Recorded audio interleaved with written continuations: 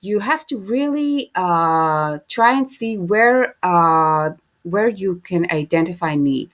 This is marketing is all about. It's about identifying the needs and finding the right product to match those needs.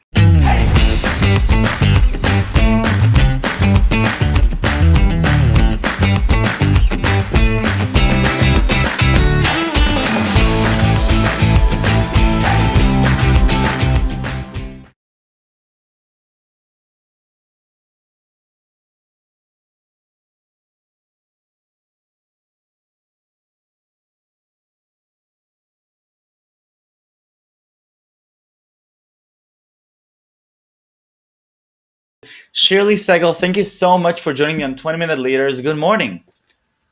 Thank you. Good morning, and thank you for having me. It's a pleasure to Nice to have you. be We're here. calling from a sunny morning here in Tel Aviv, but actually it's not your preferred weather. You mentioned to me that your preferred weather No, for some really weird reason is foggy rain. I don't know. I'm a broken Israeli, I think. I was probably my soul was born somewhere in the prairies of Poland. I like the drizzling. I like it where it's nice and gloomy. That's where I'm happiest. But I'm born here, so I go along with the flow. What can I do? So you're gonna have to go along with the beautiful weather and the beautiful sun that goes on the beach, but it's okay because today we're talking about your journey. We're talking about being a marketing director at various companies, very well known in Israel, all the way from Mhm. Bezek to Celcom to Zap, companies that really marketing is part of their core, ideation and innovation. We know how difficult the market Mhm. is in Israel, so I'm excited to talk about that. But I'm also excited to talk about your experience with the 8200 International Alumni Community and how that relates Mhm. back to serving in the 8200 unit. So, Shirley, take me back. Right. How do you start your journey out of 8200? What is sort of like your thinking process as you go along? Oh, I was in a very traditional thinking process. Okay, I need to go to the university, Tel Aviv University, the best place, because I'm 8200, and that's where we went. And I think the click happened during Marketing 101 in the BA of Business Administration in the Tel Aviv University. It was like falling in love. Suddenly, the way I understood about how to influence, how to understand and influence people's behavior, that was where I found myself in my natural element. I remember it distinctly. I said, "Oh, I found what this is what I want to do." And from that point on, Wow. my aim was to go to the best places in Israel and later on internationally, to the best places where the marketing challenges are the one that will be the one that will actually blow my mind. So Wow. started up for one of the basic companies, and but Hmm. actually Cellcom I think was probably the one that really formed my marketing personality. Because Cellcom at the time was a company for the big numbers. And this is marketing for me. This is the real challenge in marketing. It's taking a whole a world of numbers and trying to find the story behind them, and not only try and find the story behind them, make your story so that it works. And so this is like sounds like Right. lit 101. No, but it's marketing 101. But it starts with huge Excel files, uh, ARPU and age, and you have to really try and see where you can identify needs. This is all. This is marketing is all about. It's about identifying the needs and finding the right product to match those needs. And funnily enough, those needs will appear on Excel sheets. They will also appear on focus groups. And something that little people know, but it will also appear when you talk to colleagues. And we had some of the greatest success stories coming out not from focus groups and not from talking to customers and not from looking at Excel sheets, but it was just, how about if we did this price plan? And no, it won't work. We run that with surveys, we run that with focus group. Everybody says it won't work, and it works like a charm, because Wow. sometimes it's about a good intuition and believing in something that's logical, and going with it all the way. Sometimes your customers are not believing. They go for the pay as you go, and they say, okay, let's try packages, and say, no, we don't want packages. But once the packages come and are offered to them, they go for packages. So you just have to try. A lot of the time, you just have to try and know that you're going to fail, sometimes miserably, but you just have to try and give it a good try every once in a while. Go against everything everybody says and try a new concept. Because this not only benefits the organization, it also benefits yourself. You know that Right. sometimes you have to try something new, go against the flow, fail, and sometimes you get great success, and you understand that it's not always about harvesting it from the Excels and from the customers. It's also about finding the ideas that will generate later on good growth options. A hundred Um, percent. yeah, and I have to also, ask because in mhm, Cellcom, one of the incredible positions that you've held, which is fascinating to me, is customer retention, right? And I yeah. know from living in Israel how competitive this industry is. So can you tell me a little bit about Cellcom, and what was really, your position going into this role, which is incredibly difficult, incredibly competitive. So tell me a little bit about what it was like. So it was not. It's not only the greatest, the better part, I think, of working the marketing, being in charge of retention, but the timing was an unbelievably amazing timing, because at that time the minister of communication canceled the living fees. So actually, there were no barriers into moving from one company to the other. And this has happened, I think, in about 2 or 3 months. We knew it was coming. We didn't believe it was coming. We prepared ourselves. But once it came, it started an unbelievably fierce war price between the companies, because suddenly there were no barriers to leaving any companies. You had the Right. number. You didn't get. There were no fines. Hallelujah. And in I think in 2 months, the prices dropped in 200, 300%. And the churn was Unbelievable. unbelievable. And you add new MVNOs going into the game, and they Right. had nothing to lose. They can, for all they know, they can name a price tag of 19 shekels, which is like, I don't know, $6, $8, and they'll gain. And also the regulatory procedures allow them, really encourage them to add as many subscribers as they can, up until such a time where, if they had this amount, they'll be able to go further. So everything was laid out to a good, healthy, unbelievable price war, and this happened on overnight. And what you do is you Unbelievable. form what you say. Yeah, you form Hamal. You form a war room, which convenes every day at 12. You have to look at the numbers. You have to identify where you get the most churn out, and what are you going to do in return. And Cellcom is a big company. But at the time, it was Right. 5,000, 6,000, Wow. a very large company. And you know that large companies are not in the habit of working very fast. But this Right. was, I think, a defining moment for Celcom because you actually saw how a very large company working very slowly and very methodically can convene at 12 p.m. and decide that this is a price plan that will give the best solution.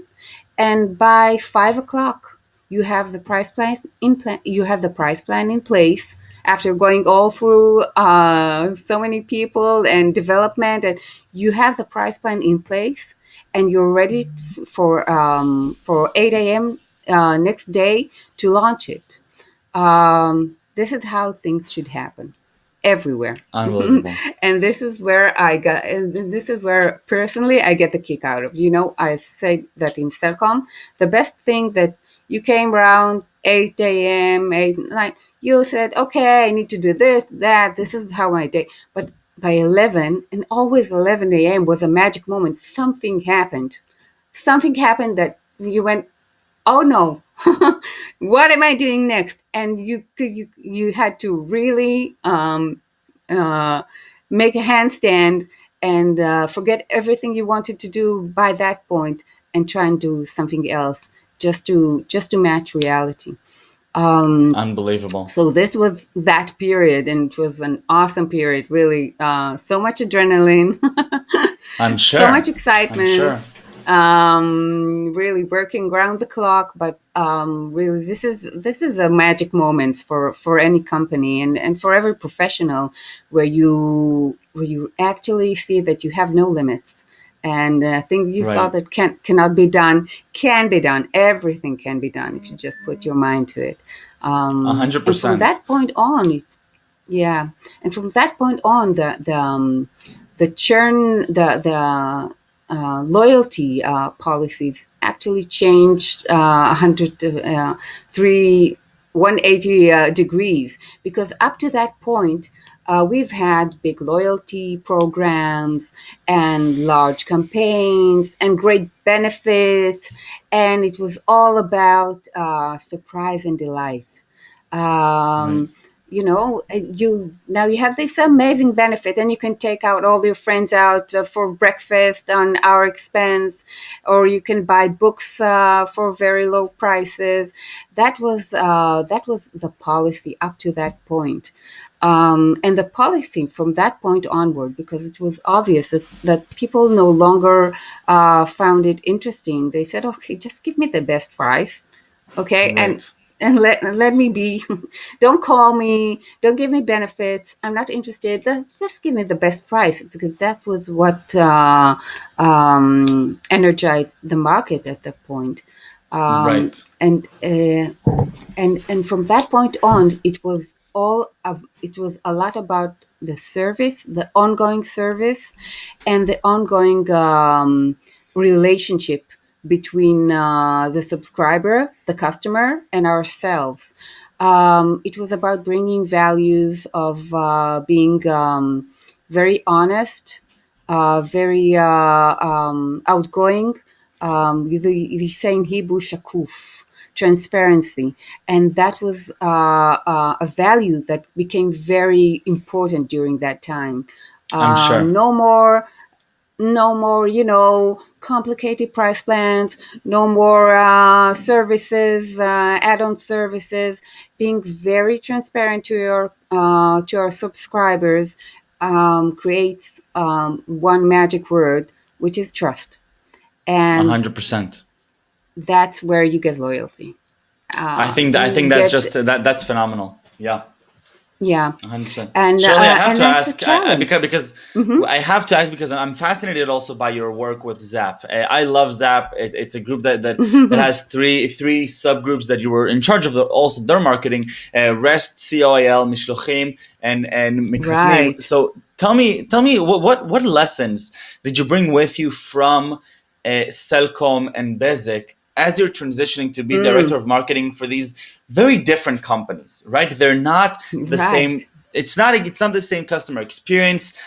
It's not always the same customers. So what lessons did you bring, and what new challenges did you have to face? Yes. So Zap was actually the Israeli Yelp, and Hmm. and the challenge there, it's always about the marketing challenge. It's always and the marketing challenge there was actually going both ways. It's a B2B challenge because the advertisers are small medium businesses in Israel, which I knew very well from Right. my time working in Cellcom and Bezek. But also it's the Israeli crowd. You have to please the people who that will eventually coming to rest, coming to to deliveries, coming to the wedding website. So it's a double side challenge, and this is the part where I can talk for hours and hours. But it's also about finding how everything intermeets, finding how I give the people who come in the website a definite value.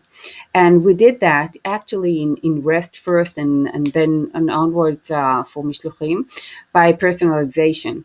And you think personalization, it's so obvious, but to take a website that was just a restaurant website with ratings and nice pictures, and making it into a website that actually when you come in, Michael, and when I come in, we see two different websites. You get the recommendations for you. You get the content that will match your needs, and I'll get different content, different recommendations. And by adding personalization into these websites, we actually drove the win-win situation. More surfers came in, a lot more surfers came in. The website's SEO went up the roof, and our advertisers were happy because not only we brought more traffic, we brought more relevant traffic for them. And when you ask what connects Zap Group and the Israeli Yelp and Cellcom, it's about identifying the needs. It's always about that, identifying Right. the needs and talking to the customers and really understanding what makes everybody ticks, and going on from there, developing the products that would best suit everybody's needs. And also, for me, it's technology. So I'm a big fan of everything that's techy. And really, when you see the last 20 years and what technology brought in for marketing, this is a small time revolution, because we went on from starting out from just having surveys and measuring traffic into really having concise insights into the buyer persona, and having immediate, which is awesome, immediate feedback about how a campaign's going, and not going into one big campaign, but going into uh, 20, 30, sometimes 100 micro campaigns, and just optimizing as we go and seeing what works best for us. So this is also one thing in common. It's technology and how you can use it to be a better marketer, and to develop better products, and making your customers happy, which is the basic for every loyal customer. Right. I think what I'm taking away from this is primarily, the really the art behind marketing, and really the perspective of really understanding what makes people tick, and really what they're looking for, and forming this relationship, not just with your customers, but forming this relationship with what you're marketing and the product that you're using, that you're Right. using to market. Because that relationship, it sounds that you have to really be transparent and honest with it in order for it to come out authentic, and to really gain the loyalty and trust of the customers. Shirley, 20 minutes Right. go by so fast, and I want to thank you for being so Oh generous with no. your time. It's unbelievable, right? But we do have the most It important is. question. We have the most important question, which Mm-hmm. is three words that you would use to describe yourself. Okay. So, disclaimer, I did think about it ahead of time. Good. Curious. First thing is curious. I'm impossible on the bordering of really going into every detail. People, that's the most interesting thing. You should know. How many interviews have you had so far? Over 200. That's the Yeah. most interesting thing, talking to people and Yeah. learning things that are new to you. So curious, energetic, and I think it came across. Bring it all. I love being in good, dynamic places. And the last thing, that I'm very hands on. I really like to get my hands dirty. I will always be the one who goes, "Oh, let me handle that. Let me just," because you do learn things by your own experience. Don't go too far away from where everything happens. Get your hands dirty, because that's where you really learn. I So love it, that's me. Shirley. Thank you very much, Toda Rabba. Best of luck with your Toda. continuing great work with marketing direction, and thank you for the inspiration over these past 20 minutes. Thank you very much. Have a good one. Bye bye.